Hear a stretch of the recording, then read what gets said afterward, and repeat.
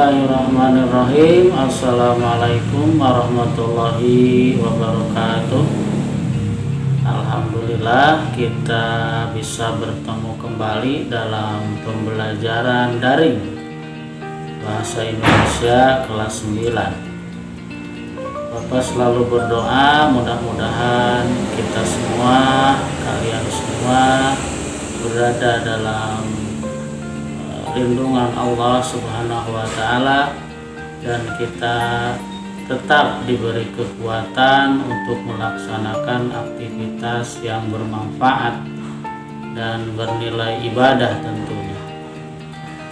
Pembelajaran kali ini Bapak akan sampaikan tentang materi lanjutan dari teks pidato persuasif, yaitu kaidah kebahasaan, atau orang menyebutnya juga ciri-ciri kebahasaan teks pidato persuasif.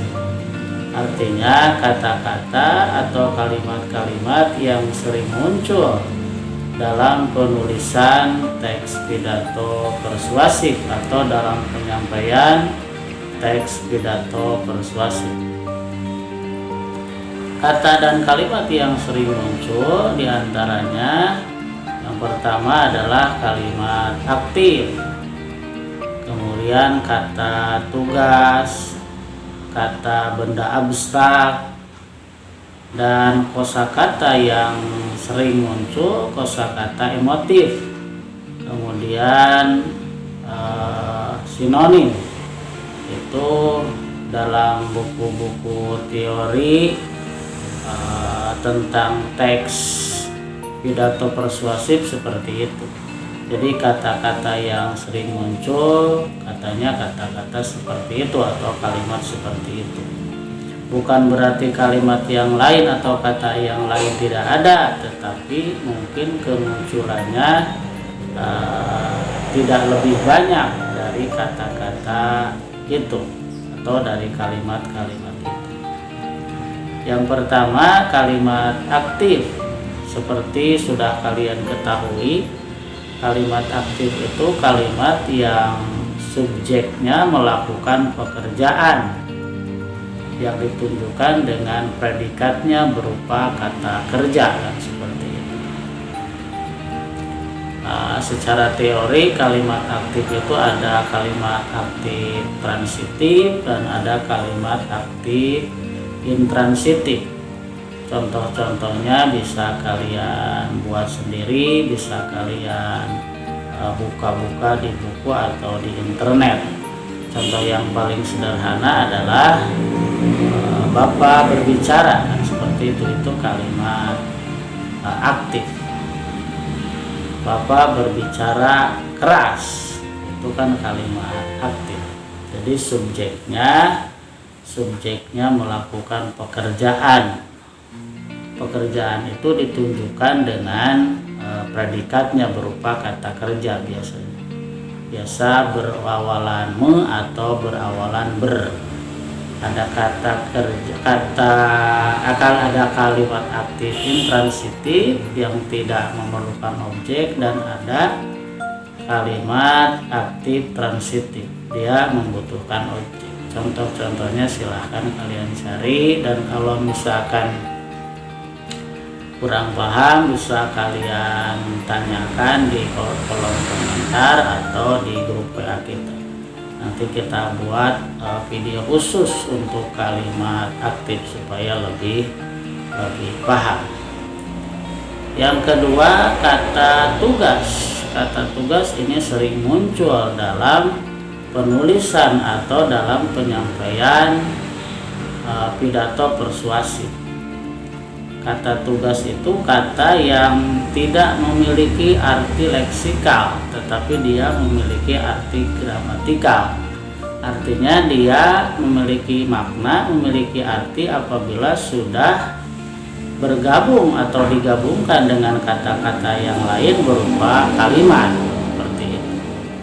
Yang termasuk kata tugas adalah kata depan, kemudian kata sandang, kemudian kata hubung, Kemudian kata seru itu termasuk kata depan.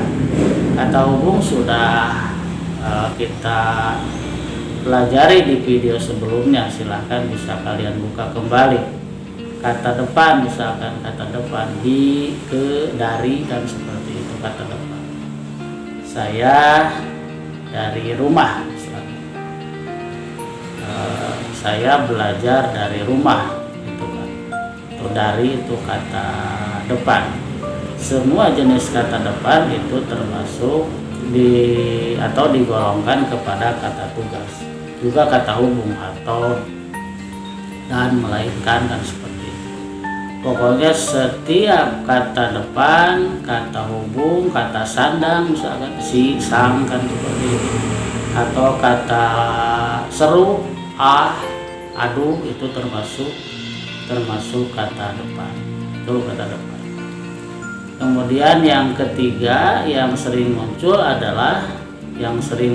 dalam penulisan teks pidato persuasif atau dalam penyampaian teks pidato persuasif adalah kata benda abstrak.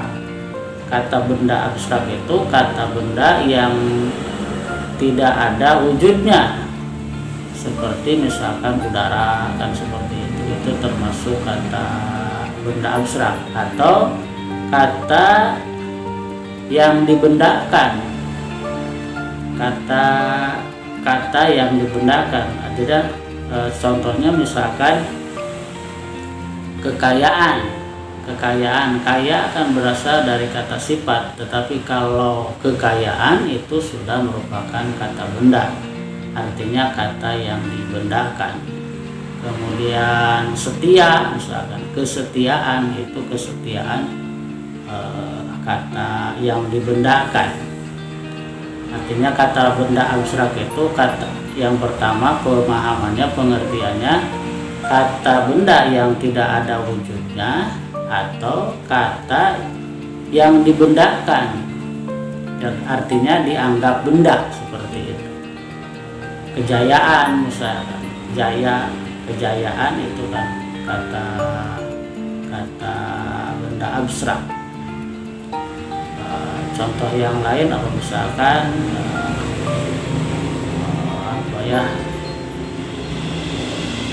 cantik, misalkan cantik itu kata sifat, tapi kalau kecantikan itu sudah digolongkan kepada kata benda abstrak, artinya kata yang dibendakan. Artinya kata-kata itu digolongkan kepada jenis kata benda meskipun tidak ada wujudnya atau abstrak. Yang selanjutnya, yang keempat, kosakata yang biasa digunakan adalah kosakata emotif. Artinya kosakata yang hubungannya dengan perasaan atau emosi. Ini sangat penting dalam sebuah pidato persuasif, karena si pembicara berusaha menyamakan emosinya dengan emosi pendengar. Artinya agar si pendengar tertarik, tentu saja bagaimana si pembicara atau orator ini memilih kata yang bisa jadi pengantar emosi dia sama dengan emosi pendengar. Artinya kalau si pembicara semangat, maka si pendengar diusahakan ikut semangat. Kalau si pembicaranya sedih, maka si pendengar diusahakan untuk sedih dengan pilihan-pilihan kata yang tepat. Begitu juga yang lainnya, misalkan kalau dia marah, maka diusahakan si pendengar ikut marah. Apa tujuannya? Supaya si pendengar ikut. Kalau sudah hanyut perasaannya sama, maka bujukannya, apa yang diharapkan oleh si pembicara itu sudah sampai. Artinya apapun yang diinginkan oleh si pembicara, kalau perasaannya sudah sama, artinya dia berhasil membujuk, mengajak si pendengar kan untuk melakukan sesuatu, untuk menolak sesuatu, atau untuk mengerjakan sesuatu. Karena tujuan dari teks pidato persuasif kan mengajak.